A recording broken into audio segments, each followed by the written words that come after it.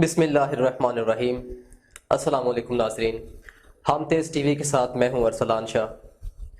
ناظرین، آج ہم آپ کی ملاقات ایک ایسے شاعر سے کروانے جا رہے ہیں جو گزشتہ 40 سال سے ادب کے ساتھ منسلک ہیں، اور ان کے بہت سے اشعار جو بہت مشہور ہوئے، ان میں سے ایک شعر جو میں آپ کی نظر کرنے جا رہا ہوں، بلکہ ان کی جانب سے آپ کی نظر کرنے جا رہا ہوں کہ کتنے اچھے ہیں میرے گھر کے پرانے برتن، کتنے اچھے ہیں میرے گھر کے پرانے برتن، چھت ٹپکتی ہے تو کیچڑ نہیں ہونے دیتے۔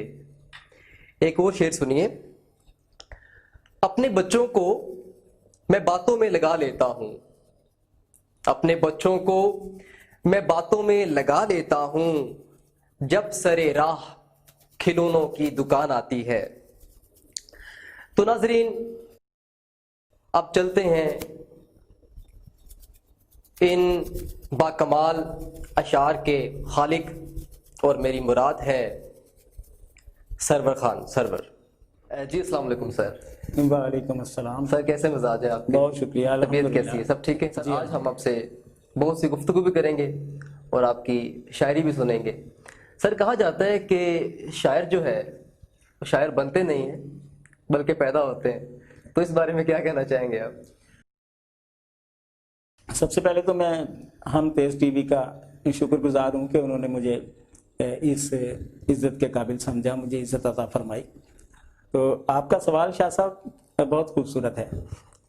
تو حقیقت تو یہی ہے کہ شاعر ہی نہیں، مصور بھی، اور جتنی بھی فنون لطیفہ ہیں وہ تمام گاڈ گفٹڈ، یعنی کہ عطا کی ہوئی، قدرت کی عطا کردہ ہوتی ہیں۔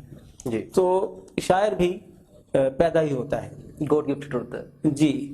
اچھا، تو لیکن یہاں تھوڑا سا مسکراتے ہوئے میں یہ ضرور کہوں گا کہ جو ہمارا دور ہے اس میں شاعر بنتے بھی ہیں۔ اچھا۔ تو بس اس دور کی ایک خرابی یہ بھی ہے، لیکن وہ بنتے ہیں، ہوتے نہیں ہیں۔ تو جو گاڈ گفٹڈ ہوتے ہیں وہ شاعر ہوتے ہیں۔ کیا بات ہے، کیا بات ہے۔ بہت شکریہ۔ انشاءاللہ گفتگو کو ہم آگے بڑھائیں گے، تو اس سے پہلے ایک ہمیں پیاری سی خوبصورت سی غزل عطا فرما دیں تاکہ پروگرام کا آغاز آپ کی غزل کے ساتھ کریں۔ جی، میں کچھ اشعار عرض کرتا ہوں۔ جی ارشاد۔ کہ جوڑ لیتا ہے جو تفہیم کو تدبیر کے ساتھ، کیا بات۔ جوڑ لیتا ہے جو تفہیم کو تدبیر کے ساتھ، اس کو شکوہ نہیں رہتا کوئی تقدیر کے ساتھ۔ واہ واہ واہ، کیا بات، کیا اس بات۔ کو شکوہ نہیں رہتا کوئی تقدیر کے ساتھ، ہم نے تنہائی میں قربت کے مزے لوٹے ہیں۔ واہ واہ واہ واہ واہ۔ ہم نے تنہائی میں قربت کے مزے لوٹے ہیں، واہ واہ واہ۔ اپنی تصویر لگا کر تیری تصویر کے ساتھ۔ کیا کہنے، واہ بہت واہ واہ۔ شکریہ۔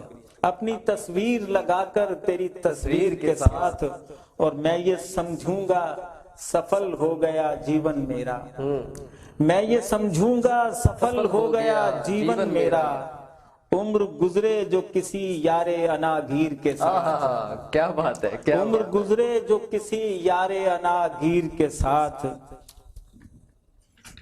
شعر دیکھیے گا کہ پا گرفتہ مجھے رہنا ہے رہا ہو کر بھی، پا گرفتہ مجھے رہنا ہے رہا ہو کر بھی، عمر گزری ہے قفس میں اسی زنجیر کے ساتھ۔ واہ واہ واہ، کیا بات ہے۔ عمر گزری ہے قفس میں اسی زنجیر کے ساتھ، اب میرے زخم زمانے پہ آیا ہیں سرور، اب میرے زخم زمانے پہ آیا ہیں سرور، میرا دکھ اور بڑھا ہے میری تشہیر کے ساتھ۔ واہ واہ واہ، یہ دوبارہ ارشاد ہو سر، یہ دوبارہ۔ اب میرے زخم زمانے پہ آیا ہیں سرور، واہ واہ واہ، میرا دکھ اور بڑھا ہے میری تشہیر کے ساتھ۔ تشہیر کے ساتھ۔ جوڑ لیتا ہے جو تفہیم کو تدبیر کے ساتھ، اس کو شکوہ نہیں رہتا کوئی تقدیر کے ساتھ۔ واہ واہ واہ واہ، بہت ہی خوبصورت انداز میں اپنے جذبات کو الفاظ میں ڈھالتے ہوئے بہت ہی خوبصورت کلام ہمیں سنا رہے تھے سرور صاحب۔ سر، آپ سے جاننا چاہوں گا کہ فیصل آباد کے ادبی ماحول سے متعلق آپ کیا بتانا چاہیں گے، کچھ آگاہ کریں ہمیں۔ فیصل آباد کا ادبی ماحول میں سمجھتا ہوں کہ پورے پاکستان پر اگر آپ ایک طائرانہ نظر ڈالیں، تمام شہروں میں ادبی مراکز ہیں، اور لاہور، کراچی، انہیں بڑے ادبی مراکز کہا جاتا ہے.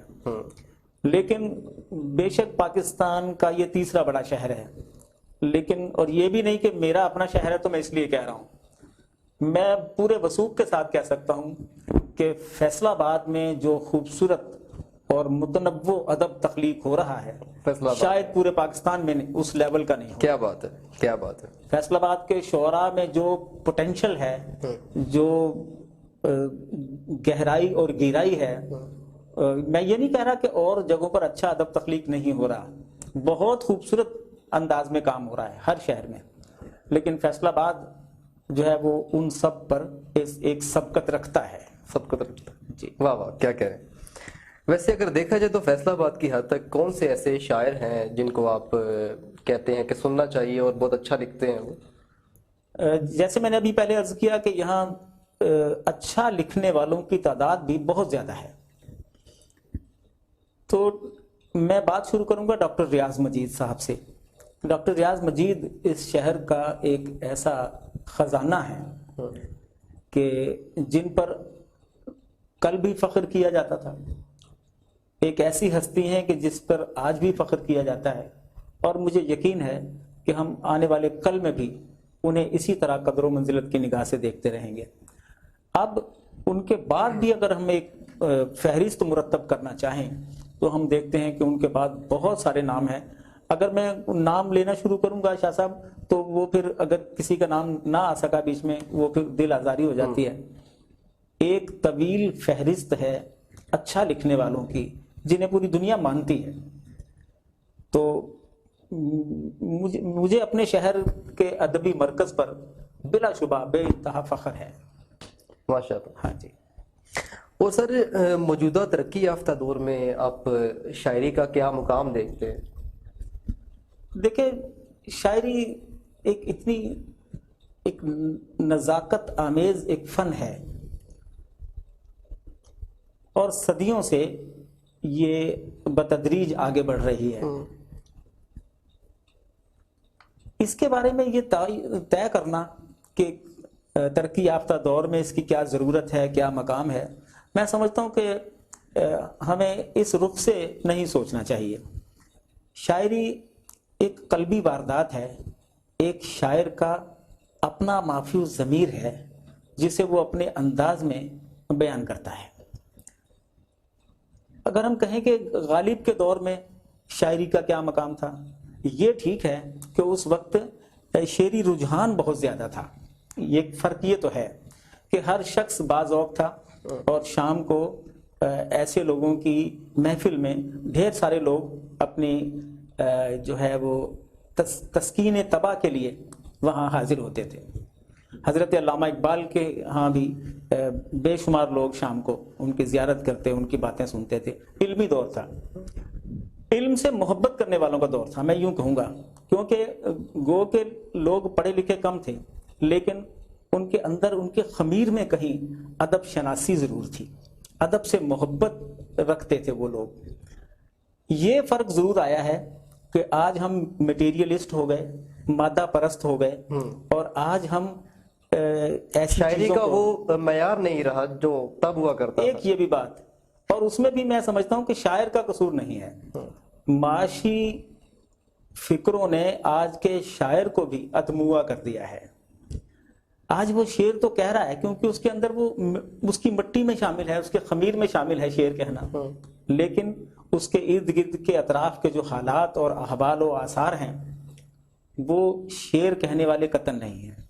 آج کا شاعر ایک مزدور آدمی ہے، صبح سے رات گئے تک اپنے بچوں کے لیے جدوجہد کرتا ہے، پسینے میں بھیگتا ہے، پیدل چلتا ہے. ایسے ایسے شاعر ہمارے ہم سمیت ایسے ایسے شاعر ہیں مثلا جو شام کو اس طرح کارخانوں سے چھٹی کر کے کالے پیلے ہو کر گھر پہنچتے ہیں کہ بچے پہچان بھی نہ سکیں کہ ہمارے والد صاحب آئے ہیں. سر ویسے پیشے کے لحاظ سے اگر دیکھا جائے تو آپ کا تعلق کس پیشے کے ساتھ؟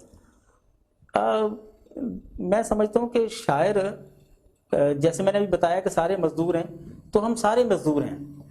تو اب میں چاہے وہ مزدوری قلم کی کر رہا ہوں یا کہیں اوزار استعمال کر رہا ہوں تو وہ ہیں ساری مزدوری، اور ہم مختلف اوقات میں مختلف مزدوریاں کر رہے ہوتے ہیں. اب آج سے 10 سال پہلے کچھ اور مزدوری کر رہے تھے، 20 سال پہلے کچھ اور کر رہے تھے. تو بس مزدوری ہے کسی بھی طرح کی ہو. میں تو سمجھتا ہوں کہ اگر آج کا کوئی آدمی کہیں سیٹ پر بیٹھ کر بھی کام کر رہا ہے وہ بھی مزدوری اپنے بچوں کے لیے کر رہا ہے. کوئی آدمی چھابڑی لگا کے بیٹھا ہے تو وہ بھی اپنے بچوں کے لیے کر رہا ہے. شعر دونوں کہہ رہے ہیں. اس شعبے کی بہت خوبصورت بات مجھے یہ لگتی ہے شاعری کی کہ ہم شاعر جو ہیں آپس میں ایک دوسرے کے ساتھ محبت کرتے ہیں، ایک دوسرے کا احترام کرتے ہیں. نہیں تو دوسرے اور شعبوں میں ہم دیکھتے ہیں کہ وہ مثالیں بنی ہوئی ہیں کہ ویری، وہ اس کا ویری اور وہ اس کا ویری. ایسا نہیں ہے. شعر و ادب میں ایسا نہیں ہے. نہ یہاں پر کھل کے داد دینے والے لوگ موجود. ہاں جی، ہو سکتا ہے بعض لوگ اچھے شعبوں میں بعض لوگ برے بھی ہوتے ہیں اور برے شعبوں میں اچھے بھی ہوتے ہیں. کچھ ایسے لوگ بھی ہو سکتا ہے کہ جو دل سے داد نہیں دیتے ہوں گے یا لیکن کم از کم میرے نوٹس میں نہیں آئے. اور میں اپنی بات کروں، فیصل آباد کے تمام شعراء، سینئرز بھی جونیئرز بھی، سب مجھ سے تو بہت محبت کرتے ہیں. مجھے سب سے محبت ملتی ہے اور میں سب سے محبت کرتا ہوں. سر جیسے میں نے پہلے کہ بتایا کہ شاعر جو ہے وہ پیدا ہوتے ہیں جی، تو آپ کو عمر کے کس حصے میں جا کے پتہ لگا کہ آپ شاعر پیدا ہوئے؟ میں ابھی 8ویں کلاس میں پڑھتا تھا تو دیکھ لیں کہ میری عمر 13-14 سال ہوگی زیادہ سے زیادہ. تو ہمارے اسکول میں بزم ادب کا پروگرام ہوتا تھا ہر جمعرات کو. ایک دو پیریڈ خالی ہوتے تھے. ہمارے ایک ٹیچر تھے، ان کا نام سرور بزمی تھا. وہ کہا کرتے تھے کوئی لڑکا کچھ نعت سنائے، کوئی شعر سنائے، کچھ بھی کرو. تو وہ ہم نا، مجھے اپنے اسکول کی جو واش روم تھا اس پر کچھ اعتراض تھا. میں نے اپنی ان باتوں کو منظوم کر لیا اور وہ بزم ادب میں وہ سنا دی. وہ میرا پیغام بھی پہنچ گیا اسکول کی انتظامیہ تک کہ لیٹرین میں مسائل ہیں. اچھا، وہ بزم ادب ختم ہوا تو ہمارے سرور بزمی صاحب فرمانے لگے ادھر آؤ. میں ڈرتا ڈرتا ان کے پاس گیا. وہ شاعر بھی تھے اور اچھا شعر کہتے تھے، اللہ جنت نصیب فرمائے. تو مجھ سے کہنے لگے کہ یہ آپ نے خود لکھے؟ میں نے کہا جی بس میں نے. کہہ رہے ڈرو نہیں، میں تم سے یہ کہنا چاہتا ہوں کہ تمہارے اندر شعری صلاحیت موجود ہے تو کسی سے رہنمائی لیا کرو تو پھر بات سمجھ آتی چلی جائے گی. تو ہم ایک ہی محلے میں رہتے تھے. میرے استاد محترم حضرت بسمل شمسی رحمۃ اللہ علیہ، شمسی صاحب، وہ بڑا ان کا نام ادب میں، تو وہ ہمارے محلے دار تھے. تو جناب میرا ایک دوست مرزا لیاقت، اس نے مجھے مشورہ دیا کہ ان سے ملتے ہیں. ہم گئے تو بس ایک سلسلہ چل نکلا. تربیتی مراحل سے گزر کر ہم آئے. آج تربیتی مراحل سے گزرنے کی روایت موجود نہیں ہے ادب میں. ایک سخت تربیتی عمل ہوتا تھا، بہت سارا مطالعہ کروایا جاتا تھا. خوابوں کی تعبیر کا علم جو ہے اس کی کتابیں تک پڑھوائی جاتی تھی. اچھا. اور 3000 شعر دوسرے شعراء کا آپ کو یاد ہونا چاہیے، پتہ لگے کہ کس بات کو کون کس ڈھنگ سے کرتا ہے. اور پھر کچھ سال تک آپ شعر کہتے رہتے تھے لیکن آپ کو مشاعرہ پڑھنے کی اجازت نہیں ہوتی، کیونکہ مشاعرے کی جو نشست و برخاست ہے اور اس کے آداب ہیں ابھی آپ کو اس سے روشناس کروایا جا رہا ہے، تربیت ہو رہی ہے.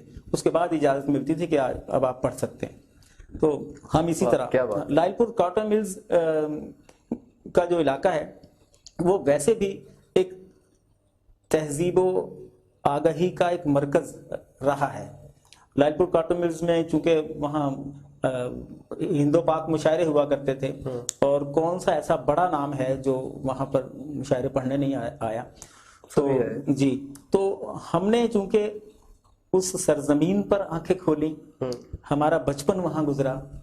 تو میں تو کہتا ہوں کہ آج بھی اگر میں کاٹن مل جاتا ہوں تو مجھے وہاں کی فضا، وہاں کی آب و ہوا، مطلب بچپن سے ہی بڑا بہت گہرا تعلق تھا ادب کے ساتھ آپ کا. اور میرے نانا بھی شعر کہتے تھے. اب ان سے بھی بچپن میں وہ ایک نسبت ہو جاتی ہے، ایک خوشبو مل جاتی ہے. پھر اس سے بھی پہلے جائیں تو مولانا ماہر القادری پاکستان کے ادب میں ان کا بہت بڑا نام ہے. تو وہ بھی میرے ننیال سے تھے تو ایک شعری روایت موجود تھی خاندان میں. جی سر آپ نے اپنے بارے میں تو بتا دیا ہمیں. اگر ہم مجھے یہ سوال پہلے کرنا چاہیے تھا چونکہ اگر ہم شاعری کے آغاز کے بارے میں بات کریں تو اس کا شاعری کا آغاز کب سے ہوا تھا؟ جب وہ سرور بزمی صاحب نے مجھے یہ کہا کہ آپ میں شعری صلاحیت ہے تو تبھی مجھے احساس ہوا کہ اچھا اگر میرے اندر شعری صلاحیت ہے. تو جب بسمل شمسی صاحب سے ملے انہوں نے کہا اور بھی کچھ جو لکھا ہے وہ دکھاؤ. اور میں اس طرح کے نا میں آپ کو نا اس دور کی ایک دو شعر مجھے یاد آ رہے ہیں, میں سناتا ہوں. جی جی. کہ آنسو بہانا چھوڑ دو, ایسی میری غزل تھی وہ بچپن کی. اب ابھی زیادہ بڑے بہت معصومانہ الفاظ ہوں گے اس غزل میں. بہت معصومانہ ہوتے تھے اور اس میں ظاہر ہے کوئی گہرائی نہیں ہوتی تھی, بچوں والی باتیں. اور دو ٹوک بات ہوتی تھی. یہ بات آپ نے بہت خوبصورت کی ہے کہ جب انسان کو پتہ نہیں نہ ہوتا, وہ مصلحتوں کا شکار نہیں ہوتا, تو وہ پھر سیدھی سیدھی بات کرتا ہے. یہ آپ نے بہت اچھی بات کی. ایسا ہی ہوتا تھا. ہم بھی اس میں اس زمانے میں نا وہ زر پرستو ہم غریبوں کو ستانا چھوڑ دو. تو وہ اور وہ ماشاء اللہ کا دور تھا. تو ماشاء اللہ کے دور میں ضیاء الحق کا ماشاء اللہ کا دور تھا اور ہم اس میں جمہوری ذہن کے لوگ ہوتے تھے, تو لہٰذا وہ بڑی شاعری اس طرح کی کرتے تھے. ریڈیو غالباً یہاں 82 میں قائم ہوا, اور جب انہوں نے شاعروں کو بلانا شروع کیا تو 83-84 کی بات ہوگی کہ میں ریڈیو پر بلوایا گیا. تو میں نے جناب وہ اسی جذباتیت کے ساتھ وہاں پر ویسے ہی اشعار پیش کرنے شروع کر دیے. سید عابد بخاری صاحب پروڈیوسر ہوا کرتے تھے ادبی پروگرام کے, تو میں نے جب وہ ماشاء اللہ کے خلاف شعر پڑھے تو انہوں نے بہت ہی محبت کے ساتھ مجھے کہنے لگے کہ آپ ریڈیو کے لیے بین ہو جائیں گے, میری نوکری چلی جائے گی. تو وہ پھر میں نے وہ غزل سنائی پھر وہاں پر. اب وہ جذباتیت نہیں ہے, ہم خود دنیا کے رنگوں میں رنگے بہت ساری باتوں کی سمجھ آ گئی. جیسے شاعری وقت کے ساتھ ساتھ رنگتے یہ روپ اب دھار چکی ہے کہ اب شاعری کی شکل میں جسے ہم ریپ بولتے ہیں, شاید آپ تو شاید آشنا ہو یا نہ ہو, آج کل ریپ کا دور ہے سر. شاعری کو لوگ چھوڑ کے ریپ پڑھتے ہیں, گانوں میں ریپ پڑھے جاتے ہیں. جی, اور میں لیکن میں اس کی مخالفت نہیں کروں گا. میں سمجھتا ہوں کہ جو بھی چیز خود سے بن کر آگے آتی ہے وہ پچھلی چیزوں کی ایک ترقی یافتہ شکل ہوتی ہے, اور تجدید کی شکل میں آگے. بالکل صحیح ہے, آپ نے صحیح لفظ استعمال کیا کہ وہ ایک جدید شکل ہوتی ہے, تجدید ہوتی ہے وہ. تو میں سمجھتا ہوں کہ ہمیں جو ہم پرانے لوگ ہیں انہیں اس کی مخالفت نہیں کرنی چاہیے اور اسے قبول کرنا چاہیے. صحیح. کئی اصناف آ گئیں. جب ہم ابتدائی ہمارا دور تھا اس وقت تک یہ ہائیکو صنف نہیں آئی تھی, بعد میں آئی تو بعض لوگوں نے مخالفت کی, یہ 3 لائنوں کی کیا ہائیکو آ گئی فلان, لیکن آج وہ اپنا آپ منوا چکے. بالکل. ہاں, نئی چیزوں کو قبول کرنا چاہیے, نئے لوگوں کو قبول کرنا چاہیے, نئے آنے والوں کو قبول کرنا چاہیے, راستہ دینا چاہیے. وہ آ رہے ہوتے ہیں, انہوں نے آپ کی جگہ پر آنا ہے, انہیں راستہ دیں آنے کا اور انہیں بیٹھنے کی جگہ دیں. کیونکہ جس جگہ پہ آج آپ ہیں اس جگہ پہ پہلے کوئی اور تھا, ان کی جگہ پہ آپ آئے ہیں. بالکل. اچھا, اگر دیکھا جائے تو سے میرا خیال ہے 1400 صدیوں سے پہلے شاعری کا آغاز ہو چکا تھا. اگر اس بارے میں آپ تھوڑی ہماری رہنمائی فرمائیں کہ یہ شاعری کا آغاز بیسیکلی کب سے ہوا؟ میرا تو خیال ہے کہ جب سے انسان نے ہنسنا سیکھا ہوگا, جب سے انسان کے اندر محبت بیدار ہوئی ہوگی, احساس پیدا ہوا ہوگا, اسی دن سے شاعری کا آغاز ہو گیا. لاجواب, زبردست. جہاں بھی 2 جن سے مخالف پہلی بار ملے ہوں گے وہاں پر کوئی مصرع ضرور ہوا ہوگا. واہ واہ واہ, کیا بات ہے, کیا کوئی نیا شعر وجود میں آیا ہوگا. سبحان اللہ. یہ الگ بات کہ بعد میں مختلف حالات نے ہم پر یہ روشنی جو ہے نا یہ منکشف کی کہ صرف 2 دلوں کا ملنا ہی جو ہے وہ شاعری کی بعثت کا سبب نہیں بنتا. معاشرتی ناہمواری بھی ہمیں ہمارے اندر چھپے ہوئے اس جوہر کو باہر لے آتی ہے. نا انصافی بھی ہمیں شعر کہنے پر مجبور کر دیتی ہے. مجبور کر دیتی ہے. اصل میں اپنے اندر کا جنون جو ہے، جو کچھ آپ کے اندر ہے اسے آپ نے منظوم کرنا ہوتا ہے. کسی کے اندر محبت ہے وہ محبت منظوم کر رہا ہے، کسی کے اندر یہ بہت احتجاج بڑی ہے، بات ہوتی ہے. احتجاج ہے تو وہ احتجاج منظوم کر رہا ہے. اب دیکھیں حبیب جالب کے اندر دونوں چیزیں ہیں. وہ انہوں نے محبت پر بھی شاعری کی، ان کی پہچان بنی جو اس طرح کی شاعری تھی. اور حبیب جالب کا اپنا مقام ہے، حفیظ جالندھری صاحب کا اپنا مقام ہے، غالب کا اپنا مقام ہے، اقبال کا اپنا مقام ہے. ہاں جی. ان کا جو اندر کا جنون ہے وہ اس مذہبی رنگ میں رنگا ہوا سامنے آتا ہے. تو اقبال تاریخ میں ہمیں ایک دوسرا اقبال نہیں ملتا. بالکل. تو لیکن جو ذرہ جس جگہ ہے وہیں آفتاب ہے. کیا بات ہے، کیا بات ہے. ناظرین، بہت ہی خوبصورت گفتگو سرور خان سرور صاحب نے فرمائی، اور بذات خود میں نے تو بہت زیادہ انجوائے کیا. اب اس پروگرام کا اختتام کرتے ہیں، اور اختتام بھی سرور خان سرور صاحب کے کلام سے کرتے ہیں، ان کی غزل سے کرتے ہیں. جسمات کیجیے گا. جی میں غزل پیش کر رہا ہوں. ہم نے تجھ پر کوئی الزام نہیں آنے دیا، ہم نے تجھ پر کوئی الزام نہیں آنے دیا، ایک غزل میں بھی تیرا نام نہیں آنے دیا، ایک غزل میں بھی تیرا نام نہیں آنے دیا. تو نے ایک دن ہمیں ناکام کہا اور ہم نے، تو نے ایک دن ہمیں ناکام کہا اور ہم نے خود کو اپنے بھی کسی کام نہیں آنے دیا، خود کو اپنے بھی کسی کام نہیں آنے دیا. ایک نشانی بھی فراموش نہیں کی اس کی، ایک نشانی بھی فراموش نہیں کی اس کی، ایک بھی زخم کو آرام نہیں آنے دیا، ایک بھی زخم کو آرام نہیں آنے دیا. اپنی پلکوں میں چھپائے رکھے آنسو اپنے، اپنی پلکوں میں چھپائے رکھے آنسو اپنے، ایک ستارہ بھی لبے بام نہیں آنے دیا. اور زندگی اس لیے پرکیف کٹی ہے سرور، زندگی اس لیے پرکیف کٹی ہے سرور، دل میں اندیشہ انجام نہیں آنے دیا. ہم نے تجھ پر کوئی الزام نہیں آنے دیا، ایک غزل میں بھی تیرا نام نہیں آنے دیا. تو نے ایک دن ہمیں ناکام کہا اور ہم نے، تو نے ایک دن ہمیں ناکام کہا اور ہم نے خود کو اپنے بھی کسی کام نہیں آنے دیا. یہ تو ناظرین مجھے لگ رہا تھا جیسے میرے جذبات کی ترجمانی سرور خان سرور صاحب کر رہے ہیں. اپنے پروگرام کا اختتام کروں گا اس غزل کے ساتھ. اپنی دعاؤں میں اپنے میزبان کو یاد رکھیے گا. آپ سے ملتے ہیں ایک اگلے سیگمنٹ میں انشاءاللہ. سر میں آپ کو بہت شکر گزار ہوں کہ آپ نے اپنی گوناگو مصروفیات میں سے وقت نکالا اور ہمارے اس پروگرام کو زینت بخشی. انشاءاللہ آپ سے ملاقات ہوتی رہے گی.